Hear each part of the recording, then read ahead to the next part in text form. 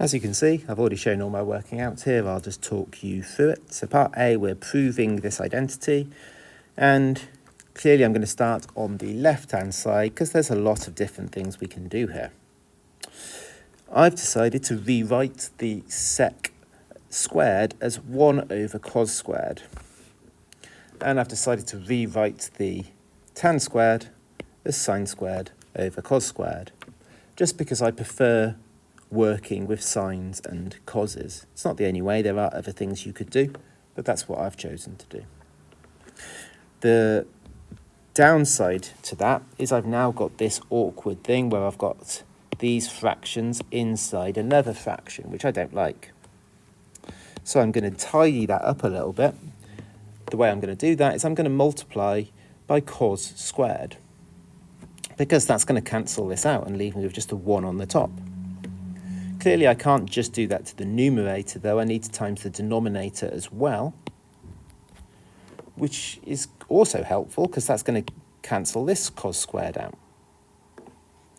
So let's go through that then. So on the numerator we've got the 1 over cos squared times cos squared, which is just the 1. On the denominator we've got the 1 times cos squared, which is cos squared. And then we've got the sine squared over cos squared times cos squared. The cos squareds cancel out and just leave me with the sine squared. So now we've managed to get rid of that awkward fraction. Then I noticed that this cos squared theta minus sine squared theta, I recognise that as one of the 3 different cos double angles.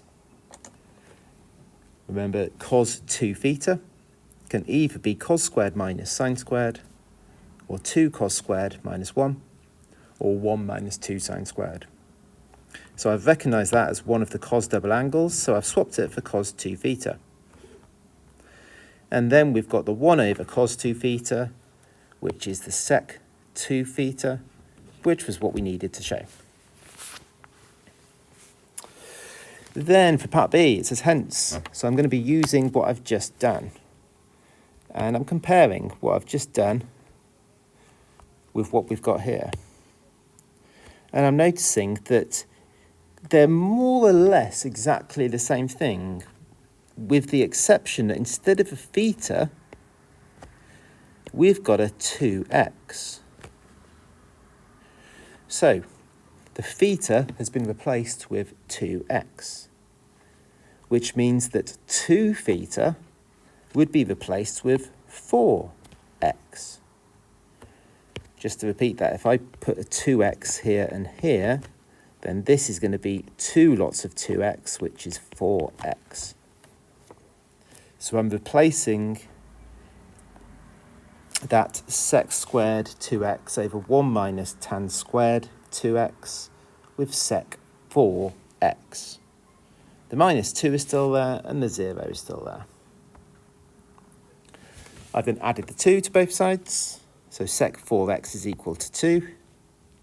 I know sec is 1 over cos, so I'm going to do the reciprocal of both sides. The reciprocal of sec is going to be cos, the reciprocal of 2 is going to be 1/2.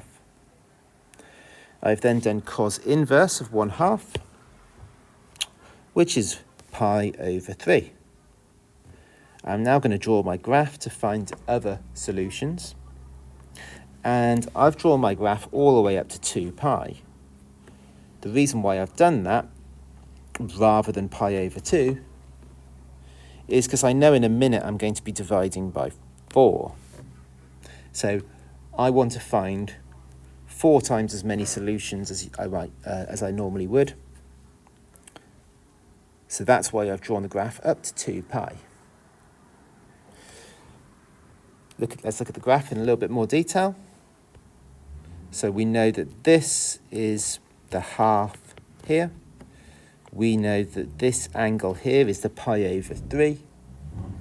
So therefore this angle over here is going to be 2 pi minus pi over 3, which is the 5 pi over 3.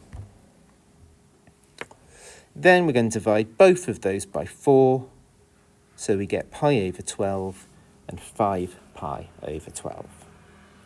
and both of those are in that range.